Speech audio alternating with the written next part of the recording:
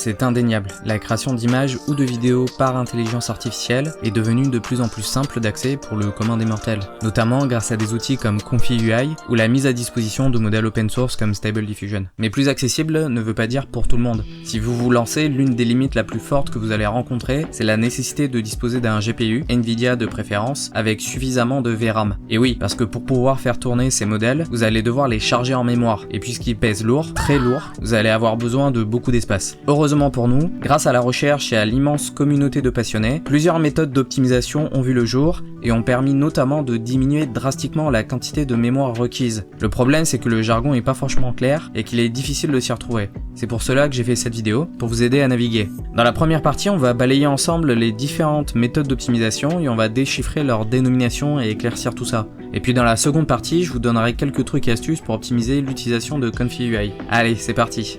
Avant de plonger dans les méthodes d'optimisation à proprement parler, je voulais revenir sur le poids des modèles, ce que ça veut dire. Quand un modèle d'IA est entraîné, on vient modifier d'énormes matrices de chiffres jusqu'à ce qu'on estime que le résultat final obtenu est suffisamment bon. Donc quand on télécharge un modèle, ce qu'on récupère dans les faits, ce sont plusieurs énormes matrices de chiffres. Cela se compte en plusieurs milliards. Par exemple, SDXL, c'est plus de 6 milliards de chiffres stockés dans une énorme matrice. Ces chiffres sont plus précisément des nombres à virgule flottante. Mais dans un ordinateur, ces chiffres sont stockés en binaire grâce à des bits selon différentes normes. Dans les modèles de référence, les poids sont stockés en simple précision sur 32 bits. Ce qu'il faut savoir, c'est que c'est une norme pour stocker des chiffres dans un ordinateur, et que des normes de stockage, il en existe plusieurs, sur 64 bits, sur 32 bits, sur 16 bits ou sur 8 bits. Plus on descend, plus on perd en précision, parce que tout simplement on stocke moins de chiffres après la virgule. Et bien pour les modèles d'IA c'est pareil, plus on descend, plus on arrondit les chiffres, plus on perd en précision. C'est ce qu'on appelle la quantification des modèles. Mais puisque chaque chiffre de la matrice prend moins de place, cela veut dire qu'on aura besoin de moins de VRAM pour le stocker en mémoire et l'utiliser. Mais on peut pousser l'optimisation encore plus loin avec les fameux modèles Q8, Q6, Q4. Ces modèles auront la dénomination GGUF. Cette fois, au lieu de représenter les chiffres en virgule flottante, on va les représenter sous forme d'entiers. C'est comme traduire un livre de philosophie en livre pour enfants. En fait, dit comme ça, c'est un peu exagéré. La méthode GGUF est en réalité très élaborée et on passe par de nombreuses phases d'optimisation qui visent à passer à une représentation par des entiers, mais en conservant le maximum de précision. Pour résumer, nous avons de plus en plus accès à des modèles qui ont été quantifiés pour réduire leur taille et donc la mémoire VRAM requise pour les charger. En contrepartie, nous perdons en qualité. Mais les algorithmes de quantification sont assez puissants, donc en réalité, pas tant que ça. D'après mon expérience, un modèle quantifié FP16 ou Q8 sera quasiment aussi bon que le modèle de référence en FP32. Donc franchement, ne vous privez pas.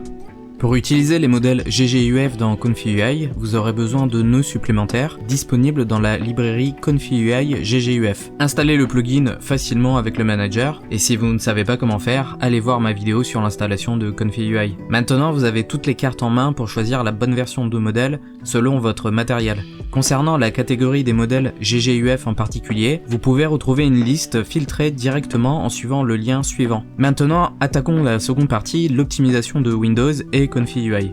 Ici, je ne vais pas parler des conseils de base comme produisez des images de résolution plus petite pour économiser de la mémoire ou demander moins de steps.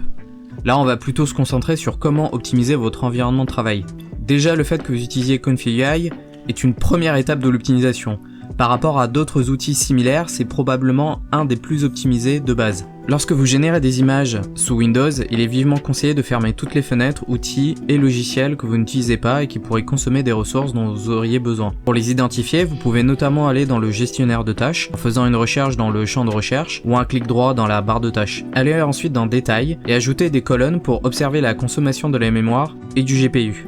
Cela va vous permettre d'identifier les applications particulièrement gourmandes. Optimisez ensuite le fonctionnement de Windows. Je vous mets les différentes étapes d'optimisation à l'écran. N'hésitez pas à mettre la vidéo en pause pour les réaliser.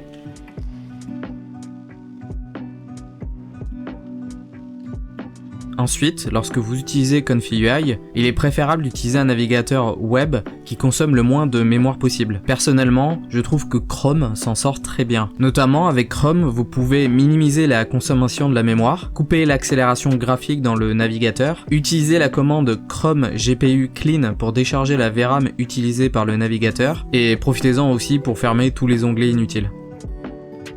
Il existe un nœud à l'intérieur de la librairie Confi.ui Layer Style qui se nomme Purge VRAM et qui permet, comme son nom l'indique, de libérer l'utilisation de la VRAM et de la RAM après l'utilisation d'un modèle. Vous pouvez également utiliser 2 GPU. Un GPU pas cher qui va s'occuper de l'affichage de Windows et de toutes les tâches de ce style, et un GPU entièrement dédié à la création IA. Finalement, vous pouvez optimiser l'installation des drivers Nvidia.